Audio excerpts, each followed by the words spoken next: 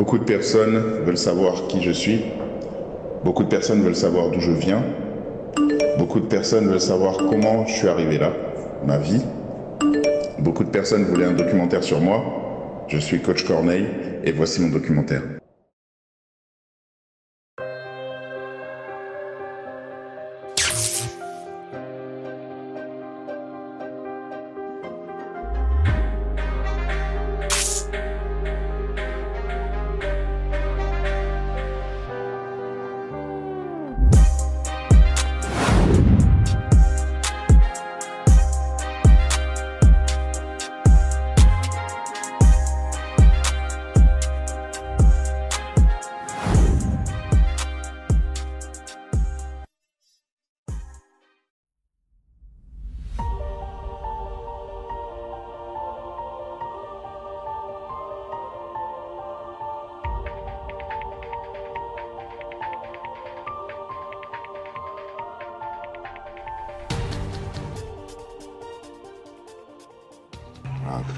Raconter mon histoire, ça va être un peu long, mais je vais essayer de faire court.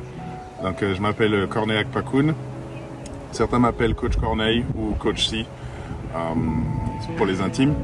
Je suis ici à Los Angeles, à Hollywood, actuellement. Mais mon histoire, elle commence au Bénin. Je suis né au Bénin, j'ai grandi là-bas jusqu'à mes 8 ans, avant de déménager en France. L'enfance, à moi, elle était plutôt heureuse. Et même, on pourrait dire, très entourée. Dans le sens où, très jeune, j'ai vécu avec des cousins, des cousines, des frères et sœurs, des enfants de très bons amis à mes parents, des personnes qu'on appelait cousins qui n'étaient pas de la famille, qu'on appelait cousines qui n'étaient pas de la famille. Donc j'ai vécu avec beaucoup de monde et ça m'a très vite appris en fait que il n'y avait pas besoin d'être de la même famille pour être proche de quelqu'un et pour lui vouloir la même chose qu'on veut aux personnes de sa famille.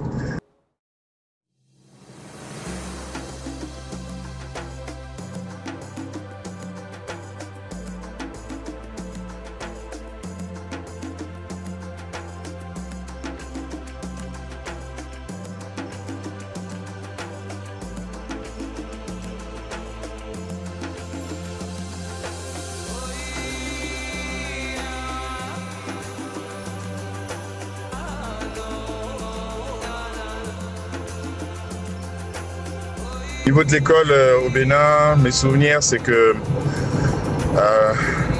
l'école est un lieu pour apprendre des connaissances, des compétences, mais aussi et surtout apprendre à devenir une personne de la société. Et la société béninoise, ses valeurs, c'est le respect de l'adulte, le respect de l'aîné, le respect des plus grands. Le respect de la vie, en fait, d'être chanceux d'être là.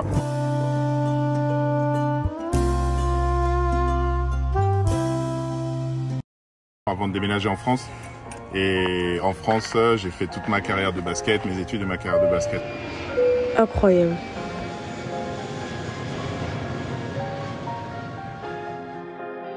La France m'a apporté beaucoup de choses, car c'est là où j'ai passé la plus grande partie de ma vie.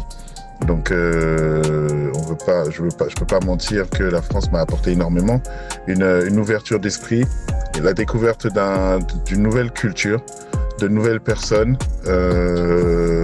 qui ont une manière de penser qui peut être différente sur certains points et similaire par rapport à là où je suis né. Je suis passé dans pas mal de clubs, notamment Orléans. Je commence le basket à 13 ans. C'est-à-dire après les sélections départementales, régionales, etc. Si vous connaissez le parcours français, vous savez de quoi je parle. Et donc forcément, j'étais pas dans les radars. J'ai joué à Orléans, ça a été mon club formateur et là où j'ai commencé mes armes. Allez, direct sur l'entraînement. Je vais leur montrer de quoi je suis capable. Je suis hyper motivé. Super, le B, c'est l'enfant là. Allez, let's go.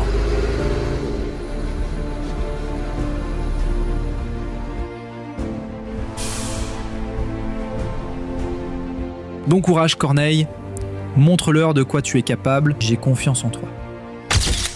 Merci, monsieur. Merci. Ah, les joueurs sont déjà là. C'est cool. Je suis vraiment un peu sanctué là. Cette année, je dois créer la meilleure équipe possible. La plus forte du championnat français. Waouh, impressionnant le terrain. C'est incroyable. Waouh.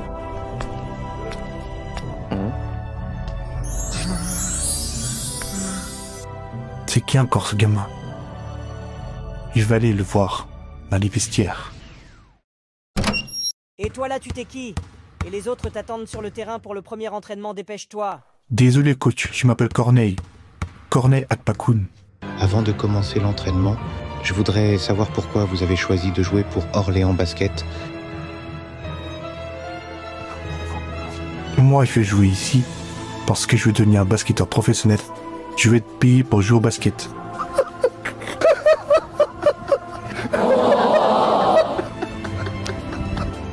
Vous pouvez rigoler, coach, mais je vais vous montrer que tout est possible. Que si on croit en ses rêves, tout est possible. Que je peux déplacer des montagnes. Vous allez voir. Tu ne seras jamais professionnel. Ne rêve pas, tu ne seras jamais payé pour jouer au basket. Tu n'as pas le niveau. Et je remercie ce coach. Je ne veux pas dire son nom dans la vidéo, mais je remercie ce coach d'avoir dit ça parce que moi, quelque part, ça m'a donné une motivation supplémentaire. Le basket étant une thérapie pour moi, ça m'a donné vraiment un objectif de montrer en fait à tout le monde à travers ce coach que c'est pas eux qui décident de mon avenir. C'est pas lui qui va décider de mon avenir. Je n'en veux pas du tout au coach, hein, au contraire. Hein. Il faut qu'il y ait des coachs comme ça, car il a réveillé en moi un instinct que je ne soupçonnais pas de compétiteur. Et c'est à partir de là que les choses se sont développées pour moi. J'ai mis des processus en place pour pouvoir réussir à progresser assez, observer, m'entraîner beaucoup, parce que sans travail on n'arrive à rien. Et c'est grâce à tout ça qu'un jour on m'a proposé mon premier contrat pour me payer pour jouer au basket. Je vais vous raconter une petite anecdote concernant Corneille par rapport à ses débuts dans le basket où il était pas très bon. Il a commencé assez tard et il était pas très bon. Et quelques années plus tard, on s'est retrouvés l'un contre l'autre, parce qu'il est un peu plus jeune que moi, à jouer Orléans contre Olivier. Et là, il commençait à faire son trou, à devenir un très bon joueur. Et après, il a quitté Orléans pour aller vers Poitiers, il me semble, au départ. Et il a fait une ascension assez forte et est devenu un très très bon joueur qui a joué jusqu'en National 1 ou voire Pro B. Et voilà.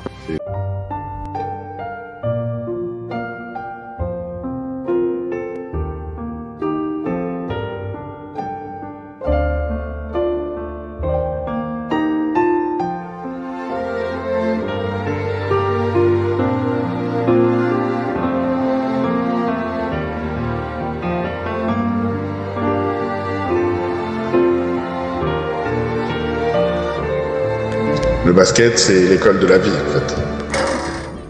Le basket représente une philosophie, un art de vivre. C'est une manière de vivre, en fait. C'est plus qu'un sport, c'est beaucoup plus qu'un sport. Pour moi, je dirais limite, c'est pas un sport, c'est vraiment une manière de vivre. C'est un choix qu'on fait de vivre d'une certaine manière. Et le basket nous accompagne dans cette manière qu'on a choisie. Voilà, c'est une manière qui est de s'exprimer sous un autre angle que le scolaire, que l'angle des relations classiques humaines, c'est-à-dire la famille ou l'école, les amis, etc. Là, on est vraiment dans un choix de jouer au basket dans le sens où on a besoin d'une thérapie.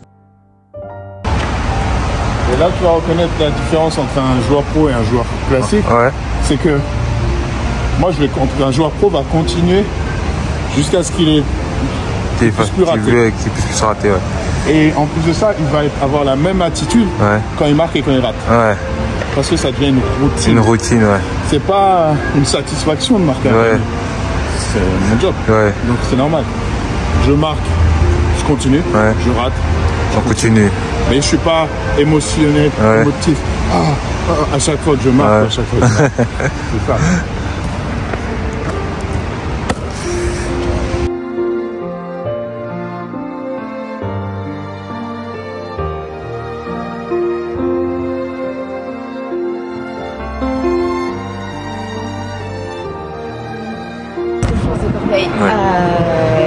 Corneille, je le connais depuis quelques années maintenant. C'est un gars sur qui on peut compter. C'est un amoureux du basket, inconditionnel du basket, avec des valeurs qu'il aime aussi à transmettre à ses joueurs qui l'accompagnent. C'est quelqu'un d'ambitieux pour lui et pour les personnes qui l'accompagnent. Donc, Corneille. Merci. J'ai joué à Montpellier. Une histoire marquante de ma carrière, alors il y en a plusieurs, mais je vais vous en raconter une. On est au mois de décembre.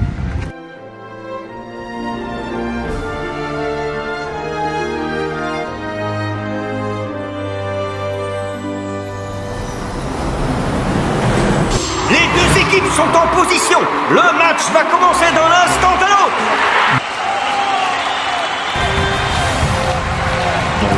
Les gars, on doit rester concentrés. Nous pouvons gagner. Continue de défendre, de lever les bras. Allez les gars. Venez, on vous attend. Et là, on va jouer contre les avant-derniers, je crois, ou les derniers du classement, je ne sais plus à cette époque. Et on perd.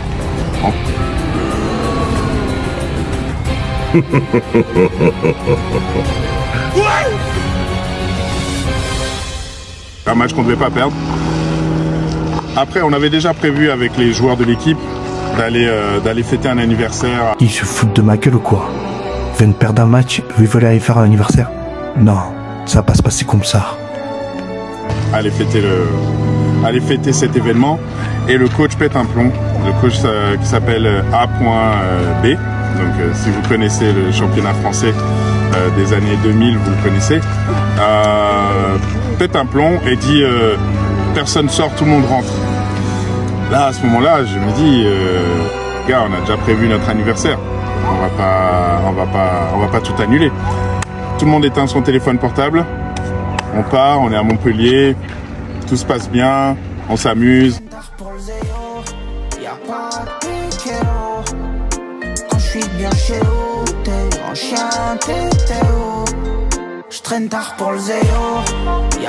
Vous allez regretter. Je vous appelle dans vos téléphones, vous répondez pas.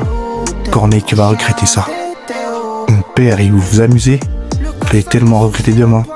Demain, vous allez tellement souffrir à l'entraînement. 3h du matin, tout le monde allume son téléphone.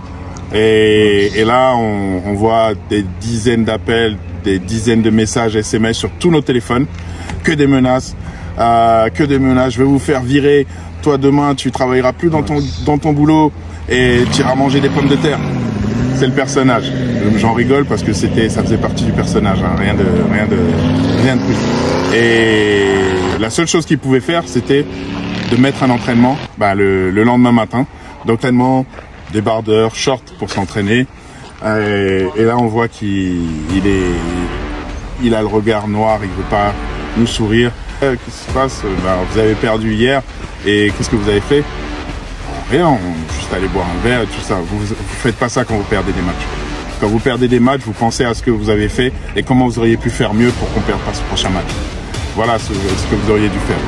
Voilà, on prend une claque sur cette leçon parce que sur le fond, il n'a pas tort. Et il dit, donc c'est quoi l'entraînement d'aujourd'hui? On va chercher les ballons. Déposer les ballons, il n'y a pas de ballon. On va courir dehors. On est en décembre, il fait moins 5 degrés dehors, il neige. Et donc là, on n'est pas prévenu. Donc on est tous en short, débardeur, et on va courir dehors. Et là, lui, il est en voiture derrière nous. Il nous fait courir, faire le tour de la ville, du village. Et il est là, bip, bip, bip, bip, accélérer. Waouh. Je veux dire que si t'es pas prêt mentalement, ta carrière de basket, elle s'arrête là. Tu dis, je quitte. Mais j'en avais vu tellement avant que je vous raconterai dans un autre épisode. Pour moi, ça, c'était habituel. Voilà une histoire. Mes années à Versailles étaient marrantes, étaient sympas. J'étais sur la fin, clairement. Après une rupture de tendon d'Achille, j'étais sur la fin et j'étais très content de finir à Versailles parce que une ville très sympa, où j'ai pu rencontrer des personnes avec lesquelles j'ai toujours contact aujourd'hui. Il reste 9 secondes dans ce dernier quart-temps. Versailles et Chalon-Reims sont dos à dos. Dernière possession pour les espoirs rémois. Les Versaillais doivent défendre pour créer l'exploit. Dernier rebond favorable à Chalon. Versailles s'incline 81 à 83. Ah ouais, ça fait mal parce que j'aurais préféré perdre de 10-15 points plutôt que comme ça sur un dernier tir. Vous savez, c'est toujours embêtant de perdre. Les deux équipes sont vraiment venues pour jouer. Cette équipe, c'est une bonne et jeune équipe. Elle est bien entraînée. Ils étaient vraiment préparés pour gagner. Le Chénet Versailles a débuté ce match avec un avantage de 21 points face aux jeunes espoirs de Chalon-Reims, équipe évoluant en Pro A. Les Yvelinois ont tenté de maintenir cet écart, mais les approximations techniques face à la vitesse des Rémois permettent aux visiteurs de revenir à un point des Versaillais, 47 à 46. Un de mes bons souvenirs à Versailles, c'est notre épopée qu'on a fait en Coupe de France. Il faut savoir que dans les dernières années à Versailles, on était en pré-national.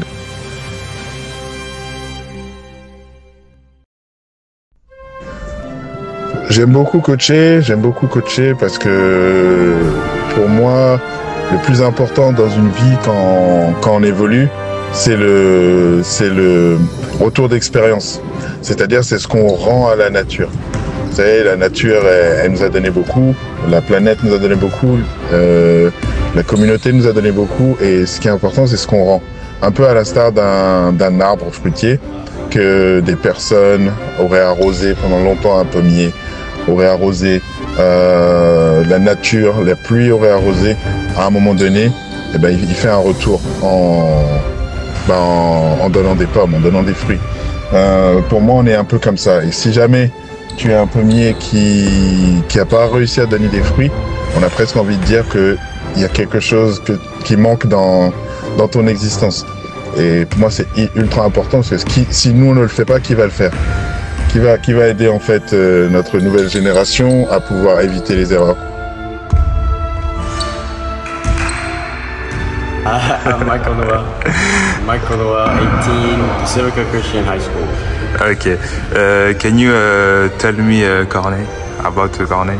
I've been training with Cornet for basically every time I play basketball, since I play basketball. Okay. He's a great trainer, great friend. He's awesome. Okay. No, thank you.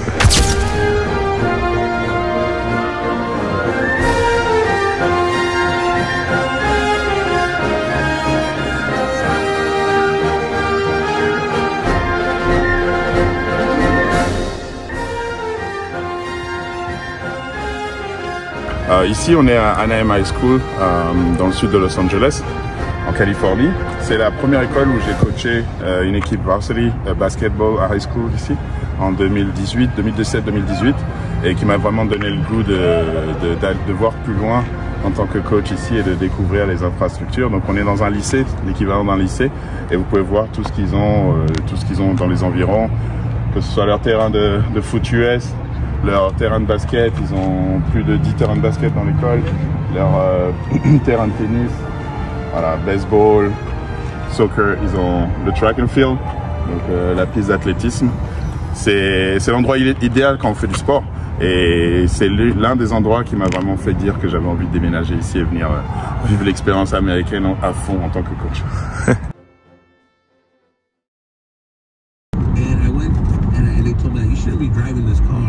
Because it's technically a stolen car. They're literally telling me on the phone, do not drive your car right now because it's a stolen car.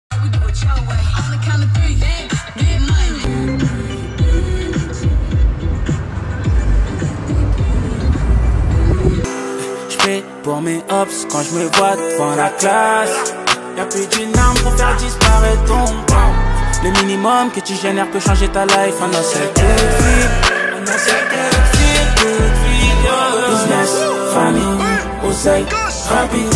Combien d'années, des rafles condamnés. G-A-N-G, j'ai l'ADN dans le S-A-N-G. j'ai l'ADN dans la peau. Plusieurs fois la mort on a frôlé, les potos ont fini en roue libre. Paris c'est... They are waiting this game because last year we beat them, so they're waiting this game for like a month. And every week he texted me, this series is going to be our year. And I saw them play at the beginning of the year during the tournament, and they have a pretty solid team. Athletics with some good players.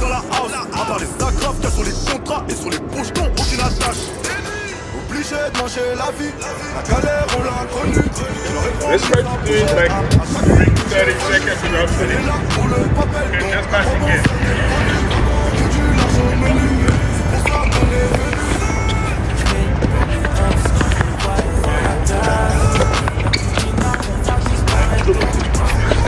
Corneille, c'est un bon coach, de 1, et de 2, on nous fait vivre des expériences, des rêves, et c'est quelqu'un de... Corneille, franchement Corneille, c'est vraiment une bonne personne, il sait de quoi il parle, et au début c'est dur de comprendre sa philosophie des choses quand on n'est pas habitué, mais maintenant que ça fait longtemps que je suis là, il a vraiment une mentalité américaine, discipline, et c'est vraiment le plus important. Et franchement, Corneille, c'est un bon coach. Il aide beaucoup les joueurs s'il en veut. Top. Bonjour tout le monde, super, merci. En direct de l'Intuit Dome, le stade où jouent les Clippers. Regardez ce qui se passe autour de nous.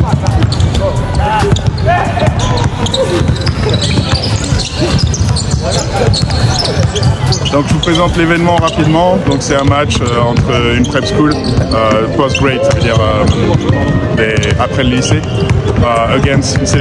contre une sélection de CBCLA, qui va nous permettre de pouvoir jauger un petit peu les joueurs du CBCLA qui sont là depuis certaines années.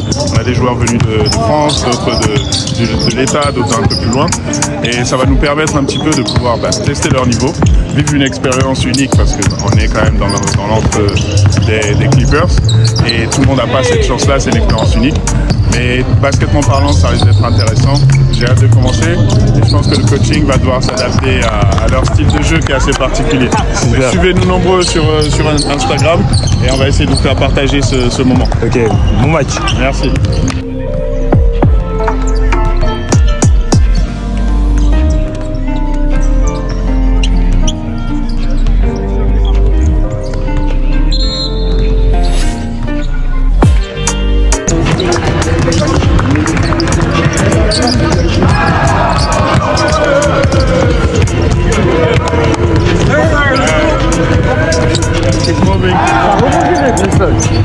Okay. Aruna, tu nous mets un dunk s'il te plaît?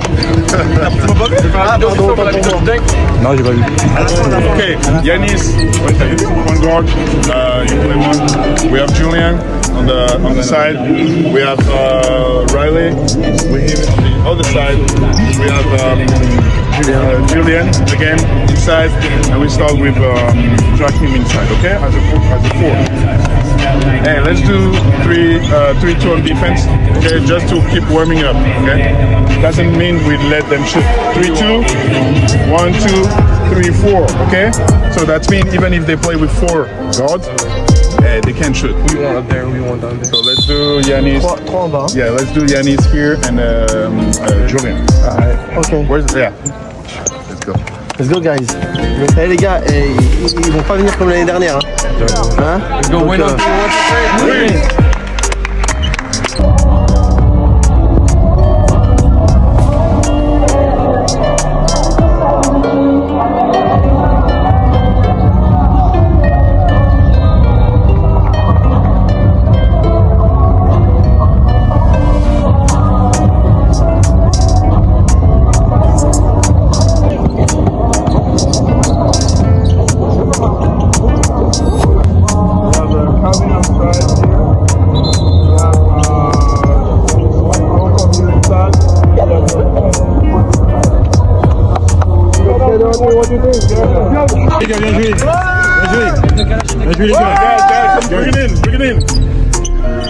Okay, hey, it's always a pleasure to have you all representing CBCLA, and I hope the best for you all.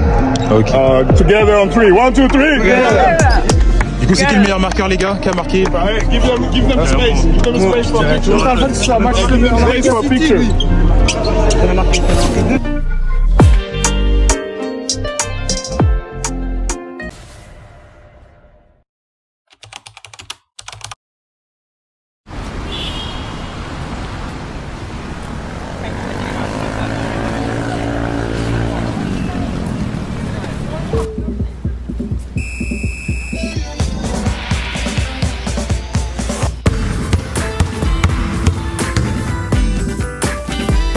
Je n'étais pas un joueur flashy, donc lorsque je me présentais à un club, la plupart du temps, ils voulaient un package avec moi, c'est-à-dire ils voulaient me prendre en tant que joueur et aussi en tant qu'entraîneur par la même occasion, parce que ça leur permettait d'avoir un 2 en 1 et pour eux de se dire qu'ils faisaient une économie de financière, et donc ça leur donnait une excuse pour pouvoir me prendre aussi en tant que joueur.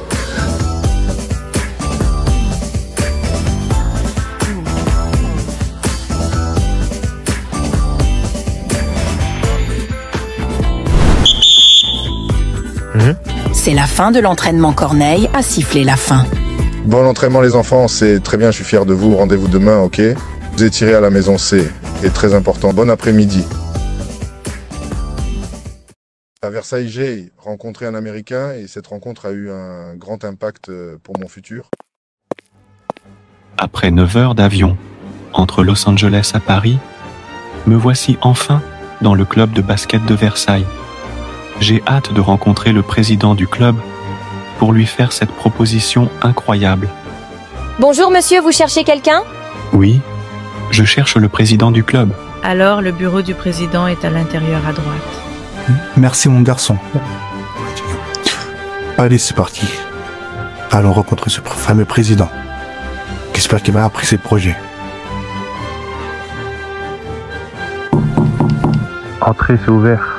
Je suis très ravi de vous rencontrer, monsieur le président. Très heureux de vous rencontrer aussi. La mairie de Versailles m'a informé de votre venue. Ok, du coup, pourquoi vous avez choisi notre ville et qu'est-ce que c'est ce projet? Je voudrais en savoir plus afin de prendre une petite décision. Allez, dites-moi tout. Alors, le projet, c'est que nous voulons organiser un match entre votre club français et notre high school aux États-Unis.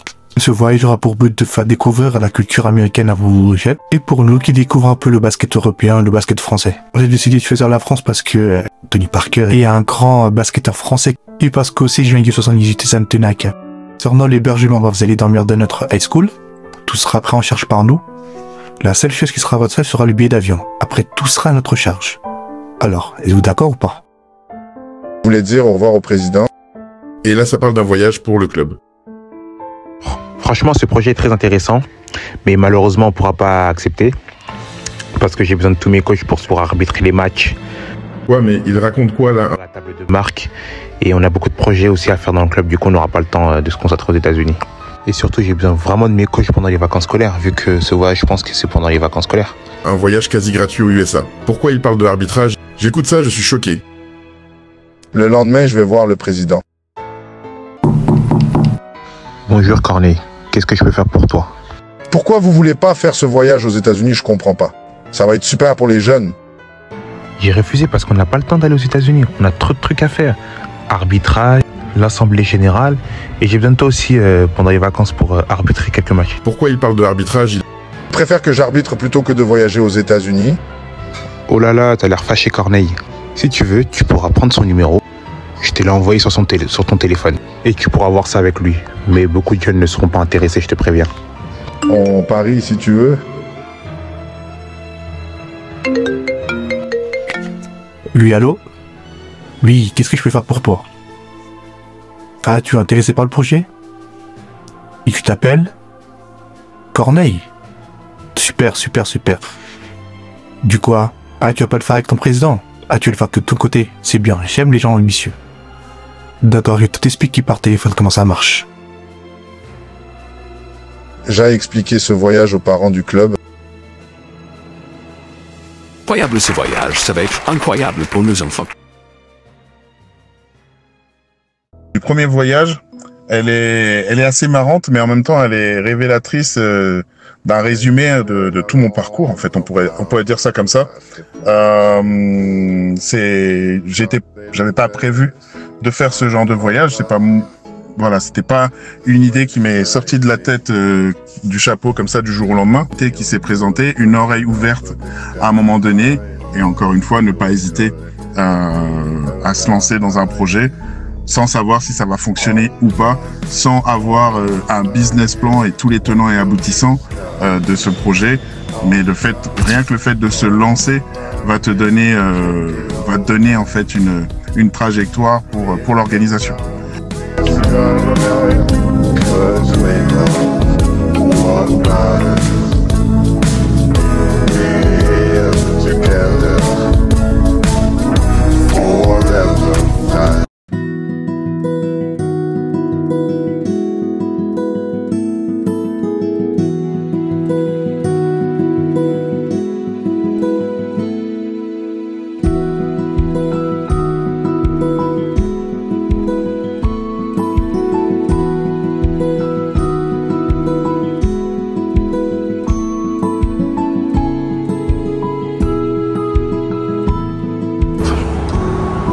Ici, on est dans l'espace détente de là où j'habite, avec le jacuzzi, la piscine, les barbecues. Ça permet de pouvoir se relaxer des fois après une semaine un peu intense entre les camps, les championnats, les matchs, les entraînements privés, etc. Sans oublier les embouteillages. C'est intense, donc le week-end, il est intéressant de pouvoir se reposer un petit peu, se détendre. Donc c'est l'espace piscine de ma résidence, là où j'habite, où on vient se détendre avec la famille. Et aussi avec les joueurs du camp qui viennent à Los Angeles, je leur fais profiter d'une journée ici pour qu'ils puissent un petit peu se mettre dans la peau de coach Corneille, pendant quelques heures et se demander, tiens, est-ce que j'aime bien? Est-ce que finalement j'aime pas? Mais dans tous les cas, je veux les inspirer. Et je pense que leur faire vivre un petit peu ce que moi j'ai vécu et ce que je vis au quotidien, c'est inspirant pour des jeunes pour se dire qu'ils veulent la même chose, qu'ils voudraient atteindre la même chose. Donc quand j'ai créé le CBCLA, il faut savoir que moi j'avais déjà des années d'expérience en tant qu'entrepreneur. C'est quelque chose que j'ai toujours voulu faire, que j'ai toujours fait même pendant que je jouais. Tout sera raconté dans le livre si vous voulez jeter un petit coup d'œil, mais j'avais déjà créé des structures, des sociétés pour d'autres activités. Donc c'est pas forcément quelque chose qui me faisait peur d'entreprendre et de devoir gérer l'organisation d'un voyage aux États-Unis. Donc lorsque j'ai décidé de le faire, après que le club de Versailles ait refusé, donc il suffisait que je fasse un budget, que j'essaye de calculer, de faire des demandes de devis sur les différents prestataires, les billets d'avion, les hôtels, les réservations, les gymnases, etc. Et ça, c'est pas un métier une partie qui m'impressionnait vraiment, mais en effet, il faut quand même avoir des compétences dedans. Et mon expérience faisait que j'ai réussi à faire un budget et me dire que c'était possible. Après le voyage de 2012, donc on a fait ce voyage-là avec le club de Versailles où on est venu aux États-Unis, ça a été une révélation pour moi. C'était un tel boost d'énergie positive que j'en avais besoin, un peu comme une drogue, j'en avais besoin. L'année d'après, il fallait que j'ai ma drogue, de venir aux États-Unis pour ressentir à nouveau cette énergie. Donc on est rentré en France, bien sûr, et l'année d'après, au mois de septembre, je décide avec Yes d'organiser un autre voyage. Et à ce moment-là, je demande aux joueurs que j'entraîne qui veut venir. Et là, sur 10 joueurs lèvent la main. Et là, je me dis, waouh, ok, donc là, c'est qu'il y a une vraie demande qui m'a motivé à dire que il fallait que je puisse apporter aux jeunes ce que ces 10 jeunes-là désiraient, c'est-à-dire un rêve, un besoin de vivre leur rêve, de toucher leur rêve du doigt et de pouvoir s'en inspirer. Encore une fois, je rappelle que j'ai été jeune comme eux à une époque et que j'aurais aimé qu'il y ait une personne, un guide, un mentor qui viennent me voir et qui disent tiens Corneille, je vais te prendre sous mon aile et je vais te montrer un petit peu les directions. C'est ça que j'essaie d'apporter aux jeunes à travers le CBCLA. Et donc l'année d'après, je me lance, même si je ne sais pas si ça va fonctionner, je me lance. Je vous ai parlé des détails sur les réservations, les vols, les avions, trouver un gymnase, etc. Et je me dis que ça va être une grosse quantité de boulot et que c'est pas quelque chose que je peux faire tout seul. N'oubliez pas que j'ai fait du basket, donc c'est un sport d'équipe, et je me dis comment je pourrais faire, qui pourrait m'accompagner dans cette aventure. Et franchement, presque instantanément, m'est venu en tête un joueur qui s'appelle Eddie, qui a joué avec moi, qui était mon coéquipier avec le fameux coach AB. Et j'ai pensé à lui, je me suis dit, ah oui, c'est une évidence. Militaire dans sa tête, dans son comportement, je sais que c'est lui qui va m'aider à structurer et à aider à structurer le CBCLA. Et voilà comment on a lancé le CBCLA. Salut à toutes et à tous, je m'appelle Eden Srema et je suis actuellement en division 2 Young Harris en Géorgie. Et ouais, voilà. Tout a commencé en 2018 avec Corneille, été 2018 pour être précis, pendant les 2 semaines qu'on avait à Los Angeles. Des expériences vraiment inoubliables, des connaissances inoubliables. Et ouais, à la base, j'étais parti pour le kiff. Et il faut savoir que j'allais continuer aux États-Unis, quoi. Ouais, tout a commencé grâce à ce voyage qui m'a permis d'ouvrir les yeux pour parce que évidemment quand t'es en France et que tu vas en détection à Nanterre et on me dit t'es pas pris, ça fait un coup sur le moral, tu vois. Et ouais, et quand je suis arrivé ici aux États-Unis, j'ai compris que j'étais bon, mais j'étais juste pas assez beau pour être pro à 15 ans. Et ouais, donc ce voyage m'a ouvert les yeux et a montré que il y avait toujours une possibilité de continuer à faire du basket. Tout a commencé grâce au voyage à Los Angeles, comme je l'ai dit précédemment, avec Corneille, parce que ça m'a permis de m'ouvrir les yeux et me dire qu'en fait que c'est parce que je suis pas bon dans un club qui forme des pros qui dit que je peux pas continuer le basket à l'université ou au lycée aux États-Unis. Et ouais, du coup maintenant j'ai fini ici à Angaris, division 2, pas division 1. On sait que tout le monde va en division 1, mais il y a du niveau. Il y a du niveau. Pour me présenter rapidement. Donc ça a été écrit en 2012, hein, c'est ça? C'est ça, en 2012, oui, oui. Mais l'idée a germé au fur et à mesure de ma carrière. J'y pensais déjà depuis un moment. En tant qu'entraîneur de basket, j'ai vu des manquements, on va dire, au sein des clubs ou des formations qui m'ont donné l'idée de monter ce camp en 2012. Et ce camp, justement, ça a permis de régler certaines carences peut-être de la formation à la française?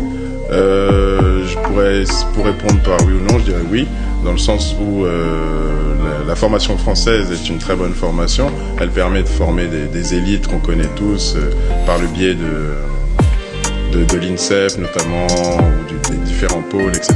Sauf qu'il y a certains joueurs qui n'ont pas été repérés jeunes par ces pôles et qui sont, selon moi, un peu délaissés. Et mon but à moi, c'est de repérer ces joueurs-là qui n'ont pas été repérés par d'autres grandes structures et de les faire germer. Pourquoi faire du sport? Il est important de faire du sport, même si on est coach, pour pouvoir s'entretenir physiquement, ça c'est indéniable, mais aussi s'entretenir mentalement. Moralement, il est important pour moi de faire du sport parce que ça nous permet de rentrer dans une certaine dynamique, de commencer notre journée avec une dynamique positive. Le sport va évacuer tout le stress que tu as pu avoir tout au long de la journée d'hier, ou peu importe, et te faire concentrer que sur l'énergie positive. Et grâce à cette énergie positive, tu vas pouvoir affronter tous les défis de ta journée, d'accord, pour pouvoir te concentrer sur tes objectifs, sur tes projets, trouver les solutions qui vont te permettre d'avancer.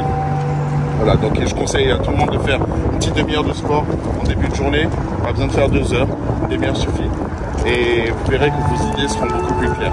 Mais avant de faire du sport, j'aime toujours me rendre en fait à cet endroit ici pour pouvoir admirer la vue. La vue pour moi c'est mon motivateur, c'est ma motivation.